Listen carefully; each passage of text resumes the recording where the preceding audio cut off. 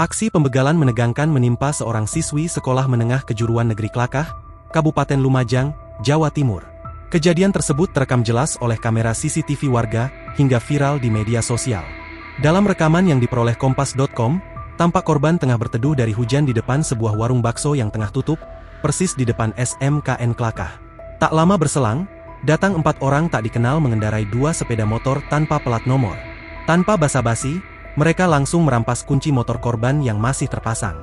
Salah satu pelaku pun langsung tancap gas membawa kabur motor korban. Korban yang panik dan ketakutan sempat mencoba menghentikan laju motor miliknya dengan berlari ke tengah jalan. Ia bahkan sempat terlibat aksi saling rebut motor dengan pelaku di tengah derasnya hujan dan lalu lintas yang ramai. Situasi semakin dramatis saat sebuah minibus melaju kencang sambil membunyikan klakson, membuat korban dan pelaku sama-sama kabur menyelamatkan diri. Motor korban pun sempat tertinggal di tengah jalan. Namun, momen itu hanya sekejap. Setelah mobil lewat, salah satu pelaku kembali dan membawa kabur sepeda motor tersebut ke arah Probolinggo. Kapolsek Klakah, AKP Rudi Isyanto, membenarkan kejadian itu.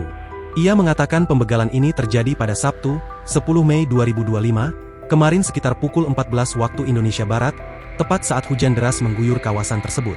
Korban diketahui bernama Mufidatul, siswi kelas 11 asal Kecamatan Randuagung, Lumajang. Beruntung, meski sempat terlibat perebutan motor dengan pelaku, ia tidak mengalami luka sedikit pun. Pihak kepolisian kini tengah melakukan penyelidikan lebih lanjut untuk mengidentifikasi dan menangkap para pelaku. Download Tribun X sekarang, menghadirkan lokal menjadi Indonesia.